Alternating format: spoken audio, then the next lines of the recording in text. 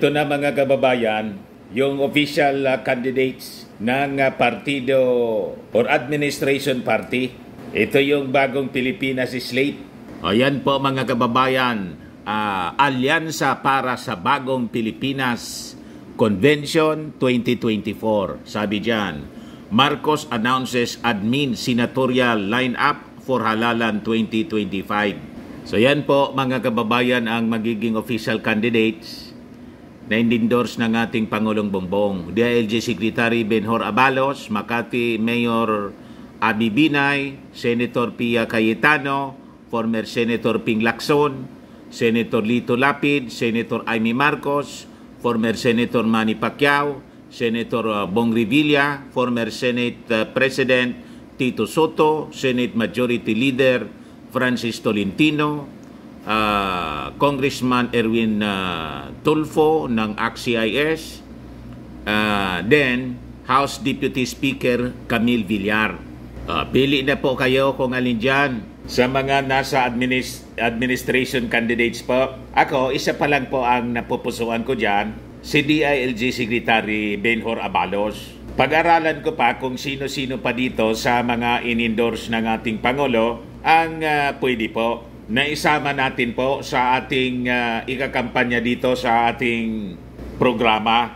Matagal pa naman po ang eleksyon. Next year pa man, May 2025. So, we still have time na kilatisin po.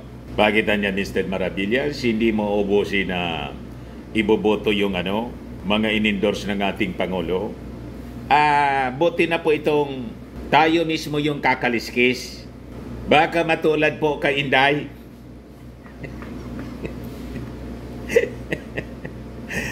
Matapos na manalo mga kababayan, hindi lang napagbigyan ng confidential funds, inaway-away na po yung ating Pangulo. Mahirap na po.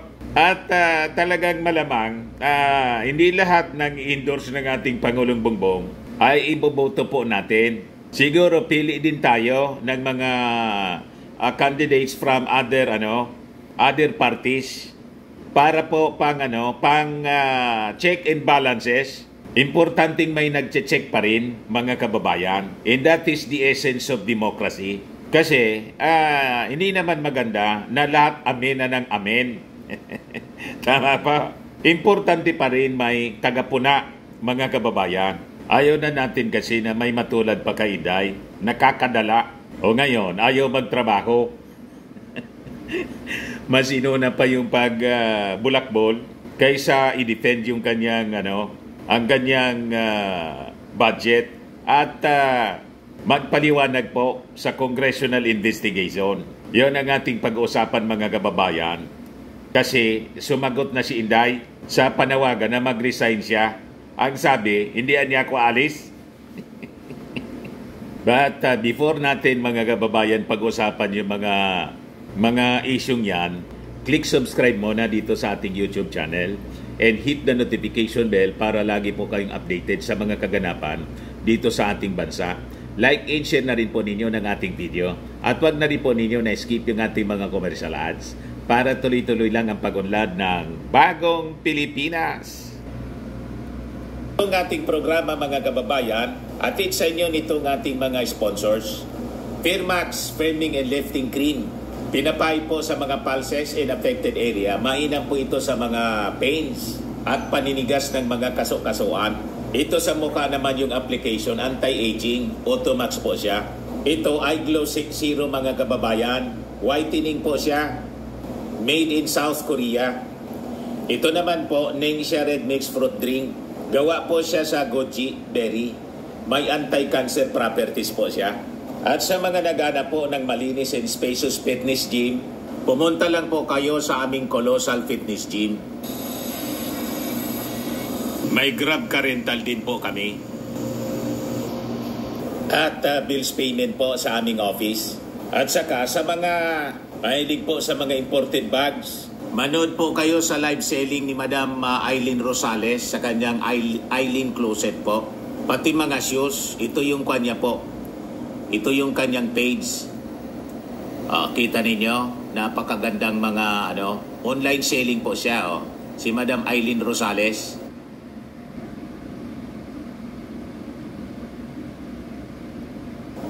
Cellphone number niya po, 773-798-7816.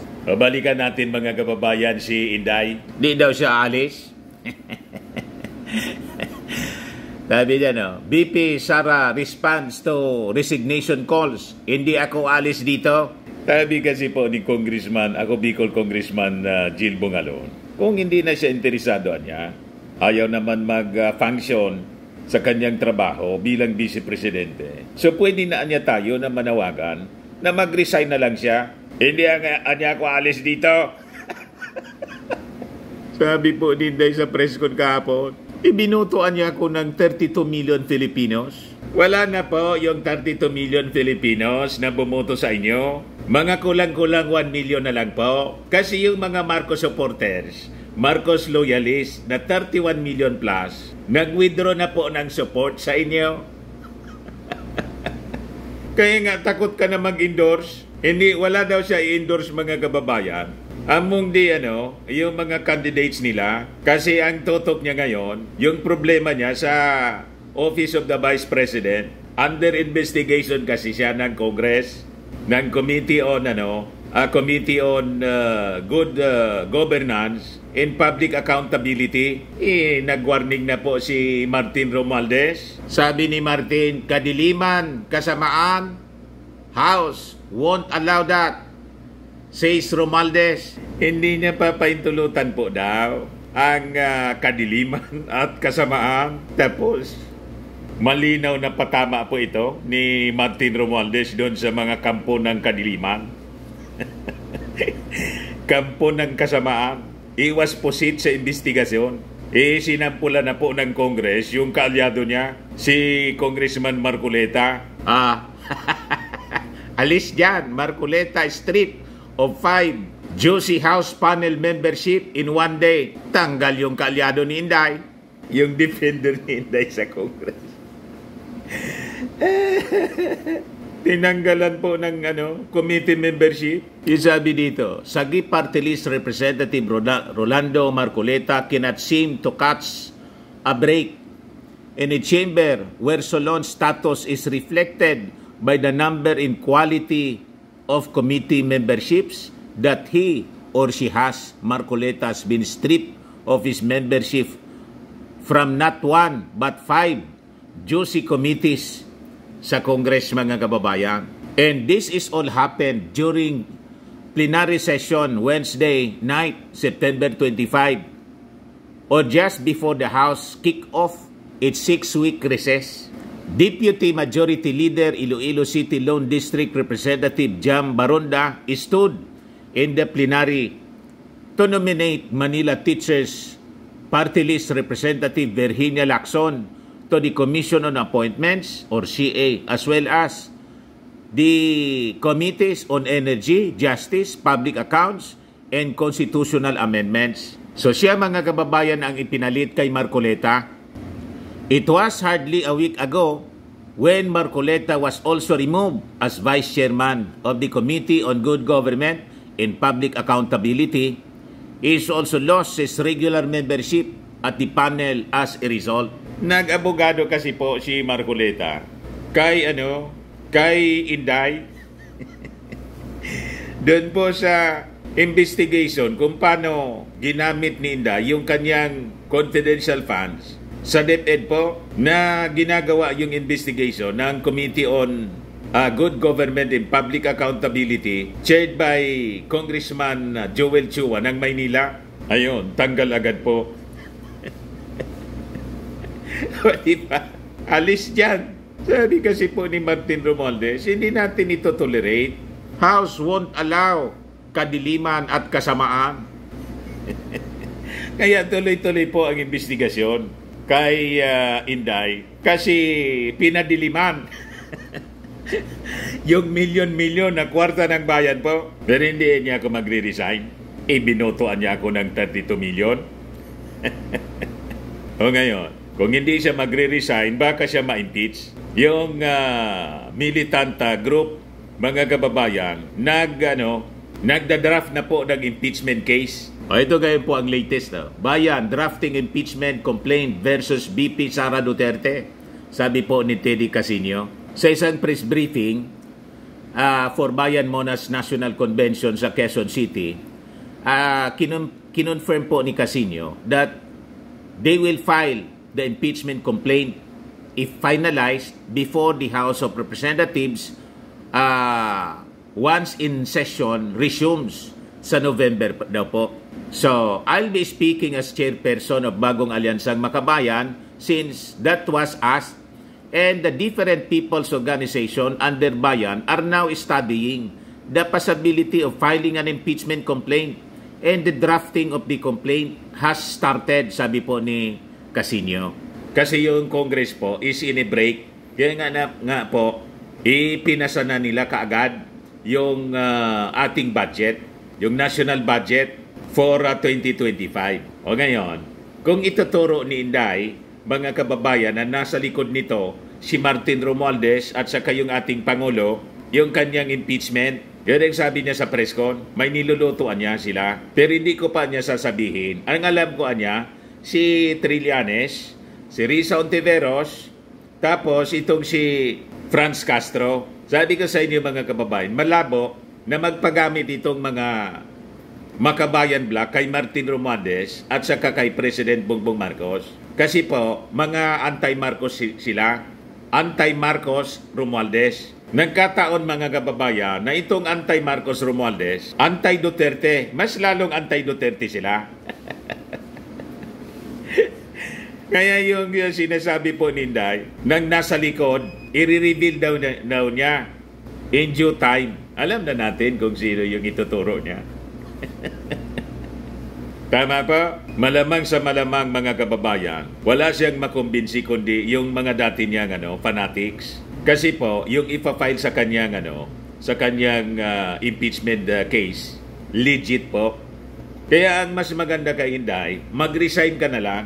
Kasi pag na-impeach po kayo, disqualified na kayo na tumakbo kahit punong barangay. Tama pa? Kasi sabi ni Martin Romualdez, hindi nila i-allow yung kasamaan at kadiliman. Yan sabi ni Martin dito. Yan the House of Representatives would not allow lords of kadiliman at kasamaan, darkness and evil to reign over the country, sabi po ni Martin. The Quad Committee niya, which includes the House Committee on Dangerous Drugs, Committee on Public Order and Safety, Committee on Public Accounts, and the Committee on Human Rights. Yung public accounts po yung nag-iimbestiga ngayon kay Inday. And the Committee on Human Rights were assigned to investigate possible correlation between illegal activities in the Philippines offshore gaming operators, the illicit drug trade, and extrajudicial killings in the past administration's drug war. Criminals have no place in our society, and we are leaving no stone unturned to preserve the peace and security in our country. Inuulit ko, walang puwang ang mga kriminal sa ating lipunan. Hindi natin papayagan na mag-ari ang mga Panginoon at alagad ng kadiliman at kasamaan sa ating bansa. According to Romualdez, this shows that the House is not only intent on crafting laws but also to serve as the people's guardian through oversight and investigative functions. Kaya nga po, iniimbestiga na po si Inday ng public accountability, good governance in public accountability. Malinaw ang minsay po ni Martin Romualdez. Ito po yung speech ni Martin, pakinggan po natin. Palakpakan yung mga congressmen po.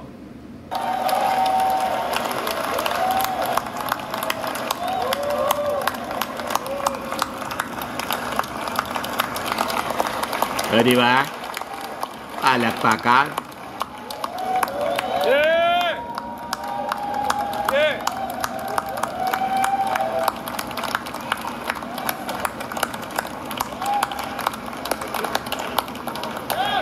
Thank you.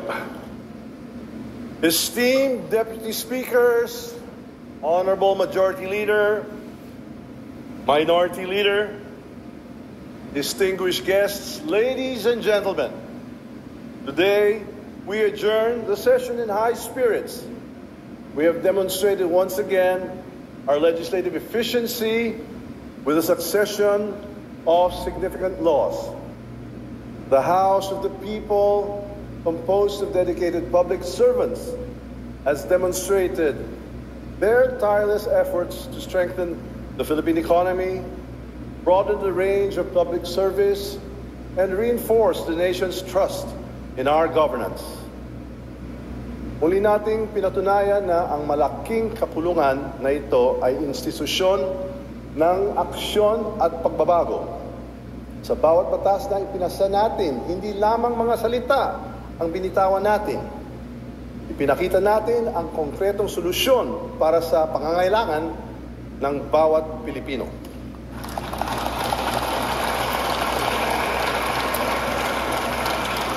I congratulate you all, not only for your tremendous understanding of the country's development goals and priorities, but most importantly for translating these goals and priorities to deliver tangible and beneficial changes to our constituents. We matched our words with actions, and we shall persist in our endeavors to attain significant progress. I am proud to emphasize the impressive performance of the House of Representatives to safeguard our nation's interests. You have consistently displayed enthusiasm, fairness, and thorough scrutiny of the budget, which led to the prompt approval of the 2025 General Appropriations Bill on third and final reading.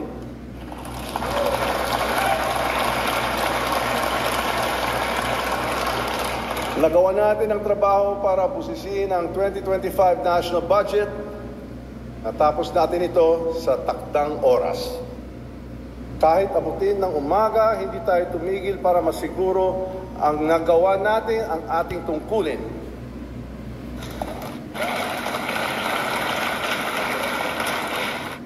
With the eventual approval of the nation's 2025 budget not far behind, the national government is more than ready to finance and implement its future initiatives and flagship projects.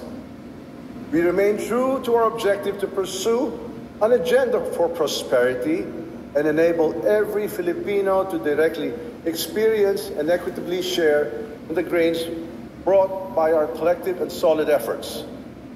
Since the opening of the 19th Congress, we had persistently advanced and maintained the energy to prove our commitment towards empowering our citizens. Our utmost priority has always been the formulation of vital pieces of legislation aimed at poverty alleviation, agricultural productivity, food security, income growth, human capital development, and increased employment opportunities. Out of the 64 total number of priority measures outlined in the Common Legislative Agenda for the 19th Congress, 60 have been approved and only 4 remain under deliberation with their respective committees.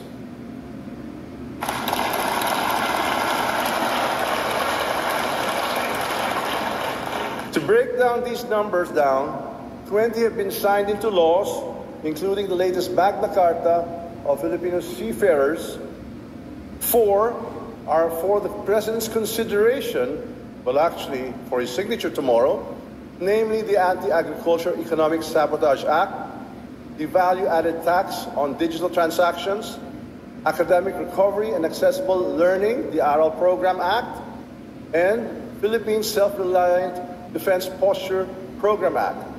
5 have been ratified by the Bicameral Conference Committee, namely the Philippine Maritime Zones Act, the Archipelagic Sea Lanes Act, Create More, Enterprise-Based Education, and the Training Program Act, and the Agricultural Clarification Act, and 1 is now pending with the Bicameral Conference Committee, namely the Blue Economy Act, and 30 have been approved on third reading.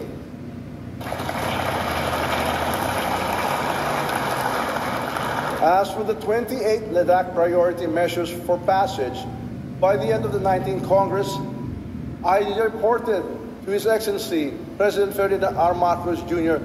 this morning in the LEDAC's full council meeting that your House of the People have approved 26 out of the 28 priority measures targeted for approval by the end of the third regular session. And we will aim for a 100% completion by end of December 2024, or 6 months ahead of its intended target.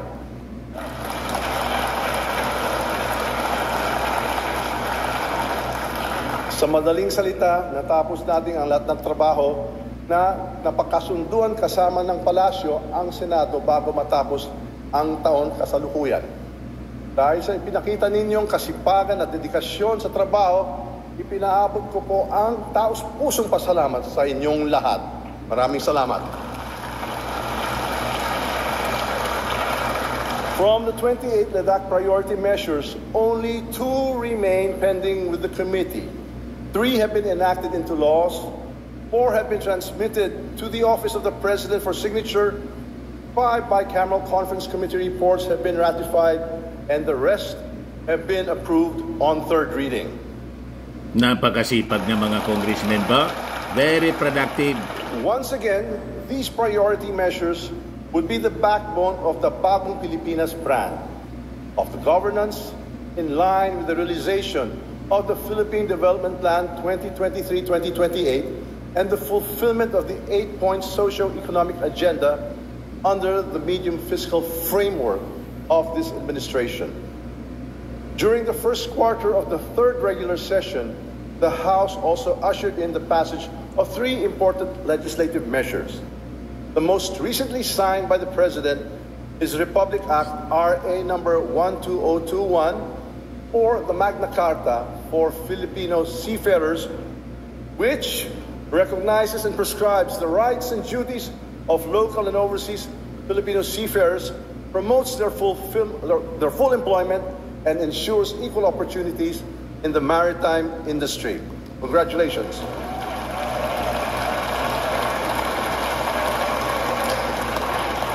Next is RA 12019, or the Loss and Damage Fund Board Act, which vests the Loss and Damage Fund Board the juridical personality to enter into contracts and provides a significant advancement in the prolonged and contentious discourse over financing for loss or damage resulting from climate change. Finally, Republic Act 12018, or the Act creating 3 additional Sharia judicial districts and 12 Sharia circuit courts therein.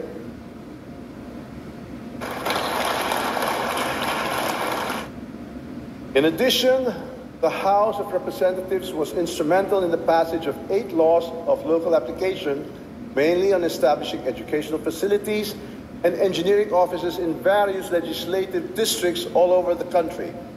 In total, 88 Republic Acts were enacted, 35 of which are of national laws and 53 are local laws. 764 measures approved on third reading are pending action by the Senate, and 291 resolutions were adopted since the opening of the 19th Congress in July 2022. Aside from a number of bills currently pending with the Bicameral Conference Committee, several House bills of national significance that were approved by the House on third reading during the first quarter of the third regular session have been transmitted to the Senate and are currently in the process of discussion.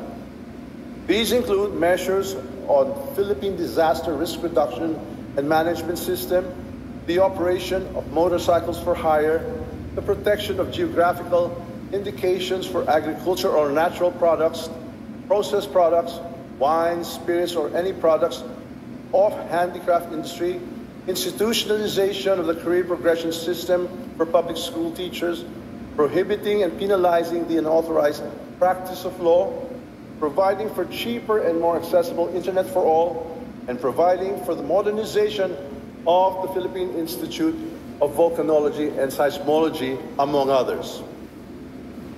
This chamber also continued heeding the call of our people in the countryside and made remarkable strides in addressing their immediate concerns. We approved on third reading several local bills aimed at establishing state colleges, national high schools, and technical education and skills development training centers in the country, increasing the bed capacity of city and district hospitals, granting legislative franchises to electric cooperatives, declaring certain areas as ecotourism sites, and establishing extension offices of the Land Transportation Office. Apart from fulfilling our fundamental role as lawmakers, our legislative investigations and oversight function was also on full display. Hindi lamang tayo gumawa ng batas para sa bayan, naging pantay din tayo ng taong bayan para sa kanilang kapakanan. Tuloy-tuloy ang ating ginagawang investigasyon para direktang tugunan ang mga suliranin sa araw-araw na buhay ng mga kapwa nating Pilipino. The committees on dangerous drugs, public order and safety, human rights, and public accounts continue to conduct a comprehensive joint inquiry into several intertwining public issues such as illegal Philippine offshore gambling operators, POGOs, dangerous drugs, extrajudicial killings, EJKs, human trafficking, and human rights violations. The congressional-wide inquiry, now known by our people as the Quadcom, aims to uncover the truth and identify the perpetrators of those illicit activities, obtain justice for the victims and their respective families, and most importantly, to ferret out the deficiencies and flaws in our existing laws and legislate the appropriate remedies. This investigation is a crucial step toward the creation of a blueprint for the formulation of legislative solutions to uphold the rule of law. Criminals have no place in our society, and we are leaving no stone unturned to preserve the peace and security in our country. Inuulit ko, walang puwang ang mga kriminal sa ating lipunan. Ayun! Walang puwang. Hindi natin papayaran na maghari ang mga Panginoon at alagad ng kadiliman at kasamaan sa ating bansa. Ayaw! Matindi po. Esteemed colleagues, our legislative initiatives have brought encouraging results. As reported by the National Economic Development Authority, and I quote, our gross domestic product growth has accelerated to 6.3% in the second quarter, faster than the adjusted 5.8% growth rate recorded in the first quarter of 2024.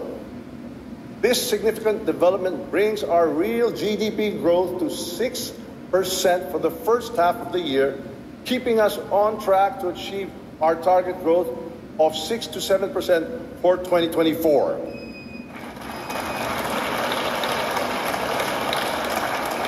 We are on our way as one of Asia's best-performing major emerging economies. Among East Asia's economies that have disclosed their second quarter 2024 GDP, we rank just below Vietnam at 6.9%, while leading Malaysia at 5.8%, Indonesia at 5.1%, and China at 4.7%. Also, the country's unemployment rate declined as an offshoot of the bullish growth performance.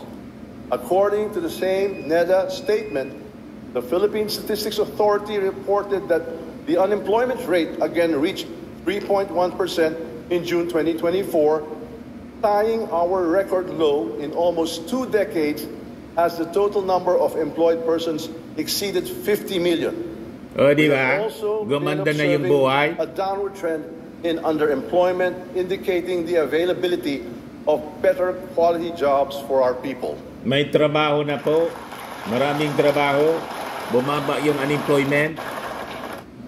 During a recent visit to 3 leading public markets in Metro Manila, we personally witnessed that the price of rice has declined to as low as 42 pesos per kilo. This is mainly due to the effective measures implemented by President Ferdinand R. Marcos Jr. to lower the prices of rice, stabilize food supply, and shelter consumers from price fluctuations. One such measure is Executive Order number 62, signed by President Marcos last June 2024, which led to the reduction of the tariff on imported rice from 35% to 15%. With the impending approval of the amendments to the Anti-Agricultural Economic Sabotage Act, that is for tomorrow, we expect better and more stringent policies to further reduce the prices of our agricultural products. Ladies and gentlemen, we have justifiable reasons to pride ourselves on. Our table of legislative actions is filled with lofty and overlapping accomplishments. However, it is required of us to maintain all these positive gains, if not surpass them. We must invest more in building infrastructure, promote human and social development, restore our ecosystems, protect the environment, adopt new technologies and innovations, and achieve sustainable development. We could only claim genuine victory over our nation's challenges when every Filipino benefits the outcome of our legislative performance and the impact resonates in their lives. Mahigpit ang paala sa ating mahal na Pangulo, Ferdinand Marcos Jr., aanihin natin ang magandang numero sa ekonomiya kung gutom pa ang mga Pilipino. Aanihin ang panlad kung hindi naman pakikinabangan ng ordinaryong mamamayan. On this note, I implore all of you to further highlight your comprehensive understanding of issues at hand and collaborate with compassion, integrity, and a strong commitment to advance the ideals and aspirations of the Filipino people. Allow me to acknowledge the immense contribution of the members of the minority bloc. Kita mo, in-acknowledge niya yung contribution ng minority. Their inputs always proved essential for analyzing and addressing the matters deliberated in multiple legislative fora. The protracted discussions brought on by their stance prior to the approval of any piece of legislation were necessary to achieve a balanced and comprehensive evaluation of all issues involved. Let me extend my sincerest gratitude and great appreciation to everyone in this august chamber, including the Secretariat and the secretarial staff, for a job well done.